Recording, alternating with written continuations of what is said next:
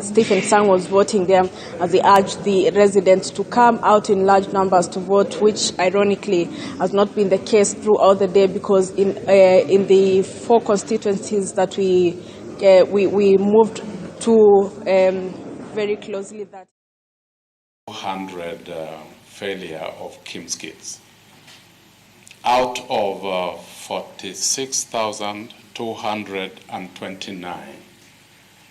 It is not widespread. Technology do break down. Some of the KIMS kits were actually held in our house up to because vote. of That the is issue where of the current Nandi Senator Samson Cherargei was voting in.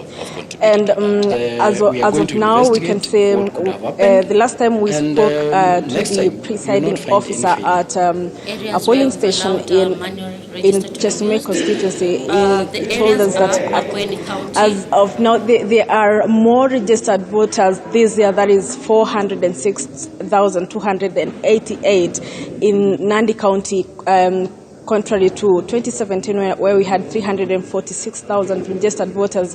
However, the numbers are high, but they do not translate to the number of voters that showed up today. This could also affect the national race, because we understand this is Deputy President William Ruto's stronghold and UDA party's stronghold as well. But the crowds that we see in the crowds that we saw in campaigns are not translating into today's queues of the voters among the various constituencies.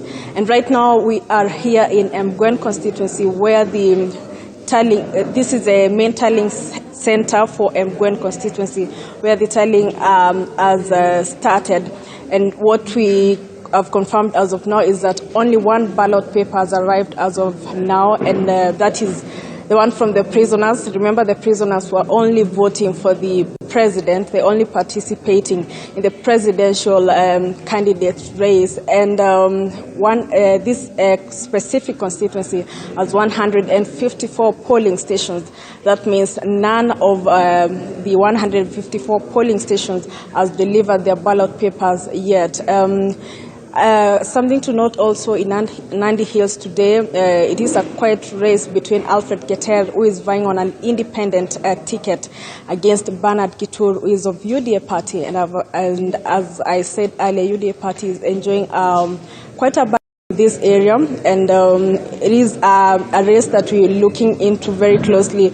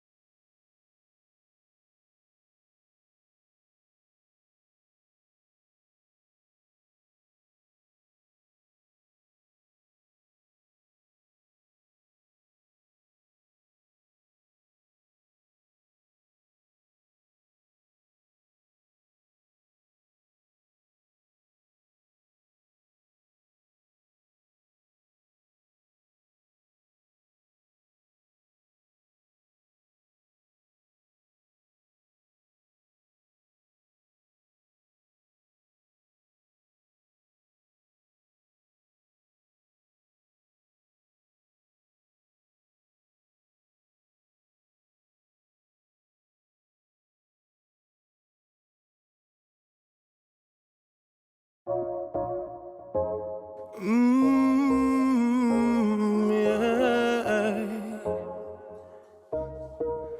Stuck on my mind, flexing. Can't sleep at night, texting. Girl, you got me texting. Girl, you got me texting. Stuck on my mind, flexing. Can't sleep at night, texting. Girl, you got me texting. Girl, you got me texting.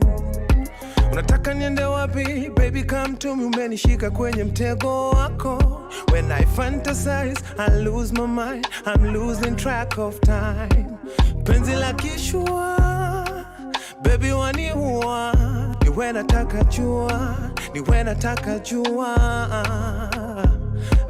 I like the way you holding it down, the way you make me want to come over. I like the way you holding it down, yeah. Oh, I like the way you holding it down, the way you make me want to come over. I like the way you holding it down. Stuck on my mind, flexing, can't sleep at night. I see you, all that I wanted was to tell you that I need you. To see you, for a moment even hope that I can feel you. I see you, all that I wanted was to tell you that I need you. Now I'm finally right here with you.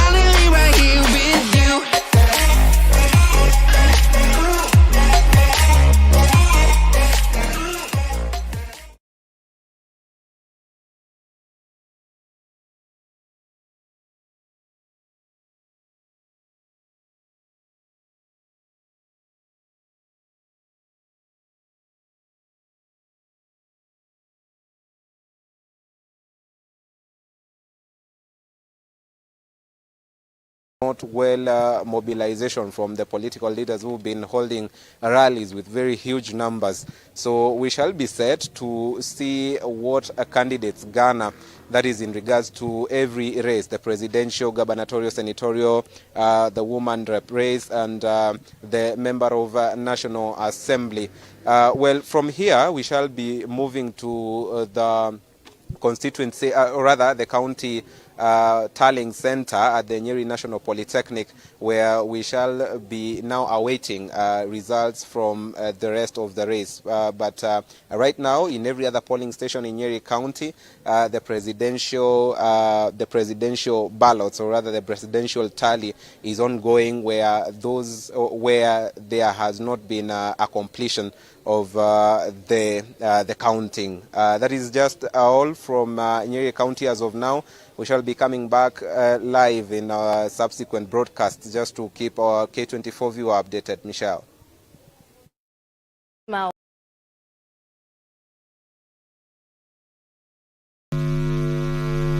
Two, counting and tallying. Following the closure of polling stations across the country, the electoral process has now shifted to counting and tallying of the votes. We call upon all the IEBC officials, agents of political parties and candidates, and all others involved in the process to exercise the highest possible levels of transparency, accountability, and accuracy. It will be an affront to Kenyans if the ballots they cast so faithfully are miscounted. Whereas the IEBC is constitutionally mandated to declare results, other actors have been allowed to undertake parallel tallying. We ask all who do so and broadcast their findings to continually inform their audiences that such results are provisional. This is to ensure that mistakes made by specific institutions do not mislead the public. Dealing with results. Constitutional democracies such as Kenya are premised on competitive elections which produce winners and losers. We therefore call upon all candidates, supporters, and commentators to carefully consider their words and actions in response to the results that are announced. Recognizing that every Kenyan has a role to play in the betterment of our society, we encourage both winners and losers to accept the will of the people. As provided for in law, any candidate or Kenyan who is dissatisfied with the results may seek legal redress. No one should incite Kenyans to engage in violence on account of the election results. let us remember the word of God recorded in first letter of Peter, chapter 3, verses 10 to 11.